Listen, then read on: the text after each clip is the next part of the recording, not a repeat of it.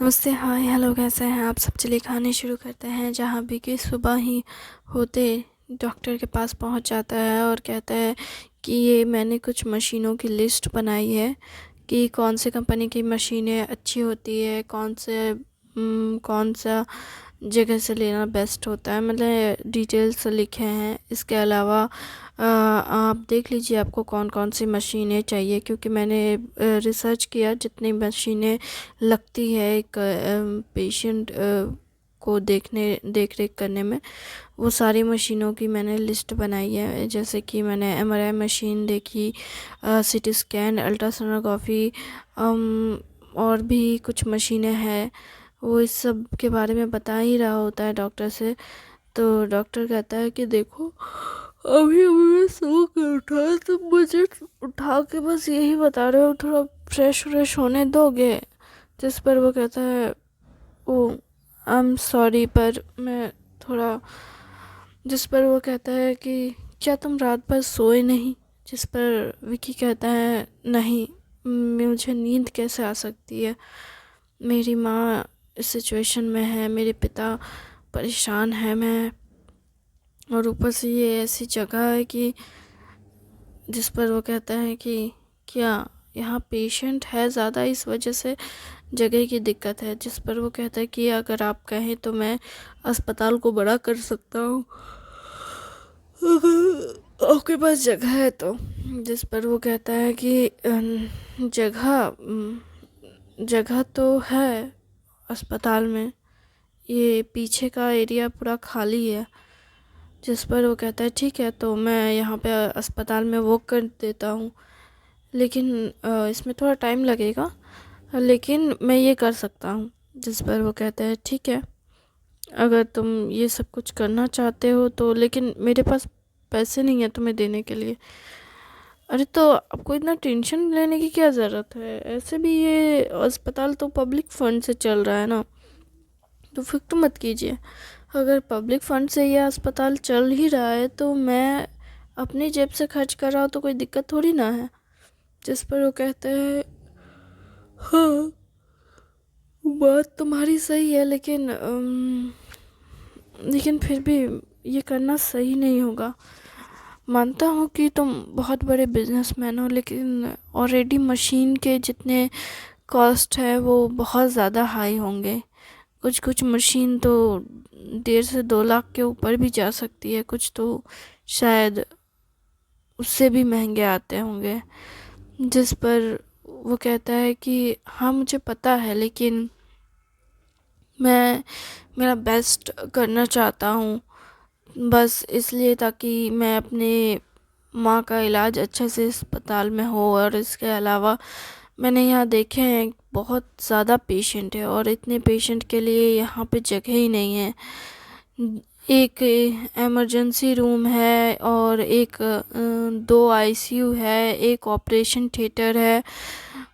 बोला जाए तो यहाँ पे बहुत कम सुविधाएं हैं। कम से कम एक अस्पताल में 2 ऑपरेशन थिएटर होने चाहिए, आईसीयू रूम भी बड़ा होना चाहिए। यहाँ इमरजेंसी वार्ड भी बहुत छोटा है। और जनरल वार्ड की बात करूँ तो वो तो इतना बड़ा नहीं है कि सभी पेशेंट अटे। और तो और अगर पेशेंट को जगह मिलती है तो फैमिली वाले वहाँ पे घूम फिर नहीं सकते, इतना कम एरिया रहता है। इतना मतलब इतना पास पास बेड रखा जाता है कि सिर्फ पेशेंट ही वहाँ पे रह सकता है, डॉक्टर या उसकी फैमिली मेम्बर ज़्यादा घूम फिर नहीं सकते। मैंने देखा है, और इसलिए तो क्या आप रात भर यही सब कर रहे थे? ऑफकोर्सली मैं ये सब कर रहा था। मैंने पूरा अस्पताल देखा है, और मैंने देखने के बाद समझ आया कि अस्पताल में बहुत सारी चीज़ें करने की ज़रूरत है। अगर ये अस्पताल सच में बहुत अच्छा है, वो किया जाए, इसे मरम्मत किया जाए या जगह बना दी जाए, तो सच में यहाँ पे बहुत पेशेंट आराम से अपना इलाज करा सकते हैं और दूसरे डॉक्टर भी अच्छे अच्छे डॉक्टर भी इस अस्पताल में आके रह पाएंगे, क्योंकि इस अस्पताल में जगह ना होने की वजह से डॉक्टर्स भी यहाँ पे से चले जा रहे हैं, जैसा कि आपने कहा था। तो इसलिए मैं जगह बनाऊंगा ताकि और भी डॉक्टर आ सके। इसके अलावा डॉक्टर अगर ज़्यादा होंगे तो ऑफकोर्सली कि आपको रेस्ट करने का भी टाइम मिलेगा, आपकी जगह कोई और ड्यूटी कर सकता है। अच्छा, तो आप मेरे बारे में भी ये सब सोच रहे थे? बिल्कुल। मैंने देखा कि आप बहुत थके हुए हैं और आप अकेले हैं जो न्यूरोलॉजी मतलब न्यूरो मेडिकल या न्यूरोलॉजिस्ट है, जो भी आपका पेशा हो। मुझे इस मामले में ज़्यादा पता नहीं है। अगर आपके जगह आपके अलावा दूसरा कोई डॉक्टर होता ऑल्टरनेटिव, तो शायद आपको इतना परेशान मैं नहीं करता या कोई और नहीं करता। इसके अलावा और भी बहुत चीज़ें हैं। अगर मैं यहाँ पे एक थोड़ा सा रेस्टिंग रूम बना दूँ जिसमें डॉक्टर आराम से रह सकते हैं और रेस्ट कर सकते हैं, तो बहुत कुछ बदल जाएगा। इसके अलावा यहाँ पे पैथोलॉजी भी नहीं है जहाँ आपका ब्लड टेस्ट वगैरह भी बहुत अच्छे से हो। ऐसा नहीं है कि नहीं, ऐसा नहीं है, मतलब पैथोलॉजी तो है हाँ, लेकिन उस पैथोलॉजी में ज़्यादा लोग नहीं हैं और ना ही वो पैथोलॉजी बहुत अच्छा है कि वहाँ पे ब्लड टेस्ट हो या ब्लड प्रिजर्व करना। मेरी माँ के लिए मेरे पापा को बाहर से ब्लड अरेंज करना पड़ा, जिसमें 2 घंटे लग गए और इस समय मेरी माँ की हालत बिगड़ रही थी। यहाँ पे अच्छा ब्लड बैंक कहा जाए या ब्लड को स्टोर करने की कोई सुविधा नहीं है यहाँ पे। और इसके अलावा अगर यहाँ के लोग ही अपना ब्लड टेस्ट नहीं करवा पा रहे हैं, उन्हें यही नहीं पता कि उनका ब्लड ग्रुप क्या है, या उन्हें कोई किसी तरह आप यहाँ पे ब्लड लेते हैं और उसे ठीक से जांच नहीं कर पाते हैं, तो ये तो बहुत गलत बात है ना। इसलिए हमें अच्छे से सब चीज़ देखना होगा। जिस पर वो कहते हैं कि आप इतना सब क्यों कर रहे हैं।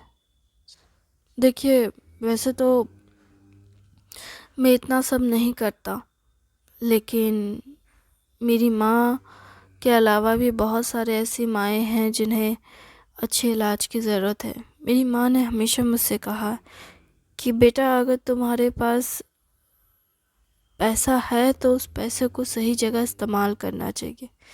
मेरी माँ ने हमेशा चैरिटी की है।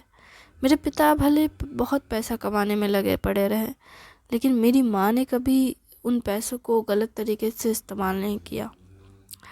मेरी माँ ने हमेशा मुझसे यही सब कहा कि अगर तुम्हारे पास ताकत है तो तुम्हें उस ताकत का सही से इस्तेमाल करना आना चाहिए। तुम में हुनर है तो उस हुनर को सही से दिखाना आना चाहिए। तुम अगर कुछ कर सकते हो तो उसे करके दूसरों के काम आओ। इसलिए नहीं कि दूसरे तुम्हें कुछ दे, बल्कि इसलिए ताकि ताकि तुम्हें अच्छा लगे। और सच कहा जाए तो दूसरों की मदद करके बहुत अच्छा लगता है, बहुत सुकून मिलता है। और मैं ये करना चाहता हूँ क्योंकि मेरे पास पैसे भी हैं और मेरे पास ये करने के सोर्सेस भी हैं। अगर आप जैसा इंसान के पास पैसा हो और सोर्सेस ना हो तो आप नहीं कर पाएंगे, क्योंकि बहुत सारी चीज़ें देखनी पड़ती है और मेरे पास इतनी ताकत है कि मैं वो सारी चीज़ें देख सकूं। जिस पर वो कहते हैं, ये बात तो शायद सही है आपकी, लेकिन फिर भी ये ये बहुत मुश्किल काम है। कहते हैं आप बस मार्क कर दीजिए कि आपको क्या क्या चाहिए और क्या मैंने जो जो देखा है वो सही है या नहीं। तो वो कहते हैं ठीक है, मैं देखता हूँ। फिर वो ये सब देखने लगते हैं। वक्त बीतता जाता है। वक्त के बीतने के साथ साथ विकी के माँ के इलाज अच्छे से हो रही होती है। विकी ने बहुत सारी मशीनें ऑर्डर कर दी होती है, मशीन भी आने वाली होती है। 1-2 हफ्ते में मशीनें भी आ जाती है। वक्त के साथ सारी टेस्ट वगैरह भी होते हैं। ये कंफर्म होता है कि वो कोमा में है, और लेकिन वो होश में आ सकती हैं, बस उनसे बातचीत करने की ज़रूरत है। इसके अलावा विकी हॉस्पिटल के पीछे वाली जगह में अच्छे से अम, उसे डेवलप करने में लग जाता है, ताकि उसमें अच्छे से सारे मशीनें अरेंज की जा सके और बाकी सारी चीज़ें भी आई जा सके। लोगों के लिए रहने के लिए रेस्ट रूम, डॉक्टर्स के लिए और पेशेंट के लिए इमरजेंसी रूम, सारी चीज़ें अरेंज करने की कोशिश की, लिफ्ट वगैरह अरेंज की। वही सब में वो लगा रहते थे। विकी के पिता हर रोज़ अपनी पत्नी के पास आकर सुबह और शाम बैठते अपनी पत्नी से बातें कर रहे होते हैं, अपने बीते हुए वक्त को कह रहे होते हैं। उन्होंने कितना अच्छा वक्त एक दूसरे के साथ बिताया, कैसे कैसे क्या हुआ। वहाँ पे जो नर्स होती है वो भी हर रोज़ विकी के पिता की कहानियाँ सुन रही होती है कि कैसे वो दोनों एक दूसरे से प्यार में पड़े, एक दूसरे का कैसे ख्याल रखे, कैसे उनके बेटे का जन्म हुआ, कैसा सब कुछ हुआ। वो सारी चीज़ें वो सुन रही होती है। विकी के पिता एक एक करके सारी कहानियाँ कहते हैं और उनसे जुड़े हुए भावनाओं को बयां कर रहे होते हैं।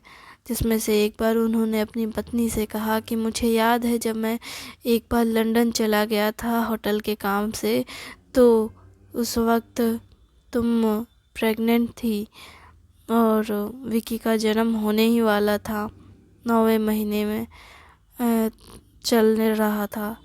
मैंने कहा था कि मैं 1 हफ्ते में आ जाऊंगा, लेकिन टाइम लग गया, दूसरा हफ्ता आ गया था और मैं बहुत डर गया था कि कहीं तुम्हारी डिलीवरी का डेट ना आ जाए।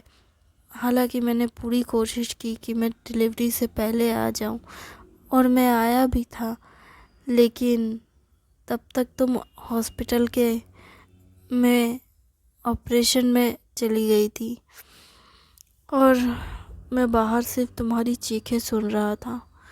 सच कहूँ तो मैं इतना डर गया था, इतना डर गया था कि मैं डर के मारे बेहोश ही हो गया था। हालांकि ये बात मैंने तुम्हें नहीं पता चलने दी, क्योंकि डॉक्टर को जब ये बात पता चली, उन्होंने जब मुझे बाद में देखा तो उन्होंने कहा कि आपकी पत्नी ये सुनकर हंस देगी। जिस पर मैंने डॉक्टर से कहा कि नहीं, प्लीज़ मेरी पत्नी को ये बात मत बताइएगा कि मैं उसकी चीख सुन करके बेहोश हो गया था। और सच कहूँ तो ये बात सिर्फ मुझे ही पता थी और डॉक्टर को। मैं हमेशा सोचता था कि क्या होगा और कैसे होगा। सच कहूँ तो मैं इतना परेशान और घबरा गया था कि मैं कुछ वक्त तक विकी को गोद में भी नहीं ले पा रहा था।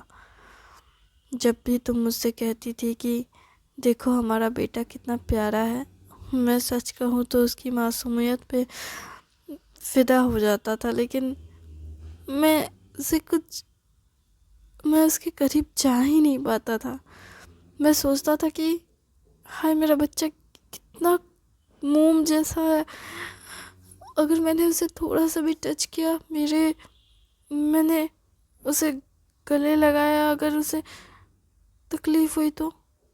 अब मैं ये सोच कर ही और तुम मुझसे कहने लगती थी कि आप अपने बेटे को देख क्यों नहीं रहे हैं।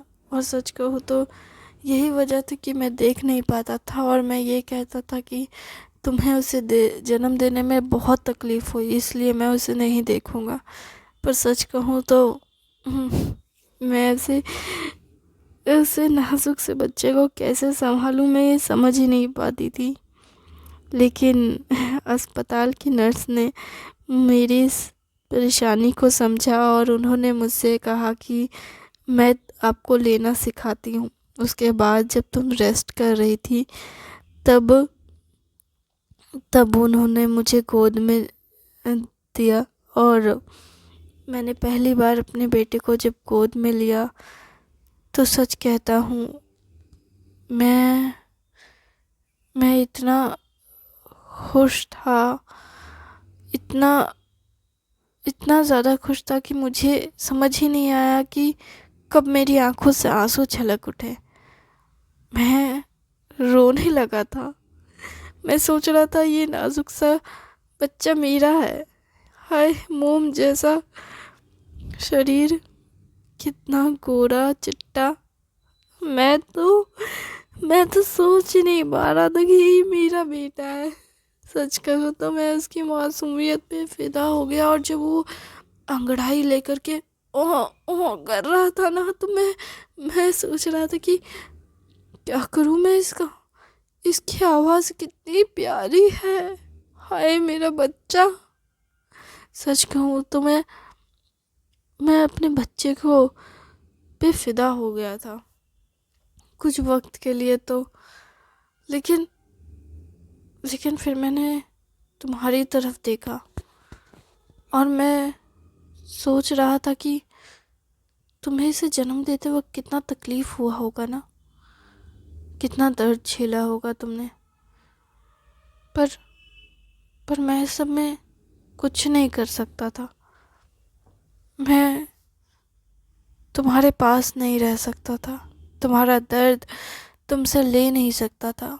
पर सच कहूँ तो अगर कोई तरीका होता जिससे मैं तुम्हारे दर्द को समझ पाता, तो शायद मैं कोशिश करता कि मैं तुम्हारा दर्द ले लेता। अभी भी मैं बस यही चाह रहा हूँ और यही सोच रहा हूँ कि काश कैसे भी करके मैं तुम्हारा दर्द ले पाता। अगर मैं तुम्हारा दर्द ले पाता तो शायद शायद मैं तुम्हें तुम्हें बचा पाता। काश उस दिन मैं ड्राइविंग सीट पे होता। अगर मैं ड्राइव कर रहा होता तो तुम्हें कुछ नहीं होता। तुम्हें भी मेरी तरह हल्की फुल्की खरोंचें आई होती, पर तुम्हें कुछ नहीं होता। मैं सोच नहीं पाता हूँ, या यूँ कहूँ कि मैं आज भी उस दिन को कोसता हूँ कि आखिर क्यों क्यों मैंने तुम्हें ड्राइव करने दिया। अगर मैं अपने बेटे को गले न लगाने में रहता तो मैं ड्राइविंग सीट पे बैठता, और तुम अपनी बेटे को गले लगा रही होती तो तुम उधर बैठती। जिस पर नर्स कहती है कि सर प्लीज़ इस बात के लिए आप अफसोस मत कीजिए, जो बीत गई सो बात गई, बीते हुए बातों को याद नहीं करते। समझ आई बात? जिस पर वो नर्स को कहते हैं, सिस्टर आपको पता है मेरी पत्नी ना मेरी ज़िंदगी है। अगर उसे कुछ हो गया तो मैं कैसे ज़िंदा रहूँगा। और ऐसे में आप कह रहे हैं कि जो बीत गई सो बात गई। हाँ, जो बीत गया उसे जाने देना चाहिए, लेकिन मैं कैसे जाने दे दूँ। आखिर वो मेरी दुनिया है। लेकिन सर, अगर मैम आपको ऐसे देखती तो वो भी दुखी हो जाती। अच्छा, क्या वो दुखी होती तो वो अपना दुख कैसे दिखाती? क्या वो मुझ पे चिल्लाती या मुझे गले लगाती और कहती ये तुम्हारी गलती नहीं है? उसे कहिए ना, वो जाकर मुझे गले लगाकर ये कहे कि ये तुम्हारी गलती नहीं है, जो होना था सो हो गया। मुझे ये आपके मुंह से नहीं सुनना। मुझे पता है ये मेरी गलती नहीं थी, या उसकी भी गलती नहीं थी। ये होनी थी, इसलिए ये हुई है। ये इसे हम कुछ इसे हम कंट्रोल नहीं कर सकते, और ना ही कुछ और। लेकिन मैं ये आपके मुंह से नहीं सुनना चाहता। मैं ये उसके मुंह से सुनना चाहता हूँ। मैं उसे सुनना चाहता हूँ। जिस पर सिस्टर कहती है, मैं समझ सकती हूँ, पर प्लीज़ आप खुद को परेशान करना बंद कीजिए। जिस पर वो कहता है, मैं खुद को परेशान कर रहा हूँ ताकि वो जागे। Thank you.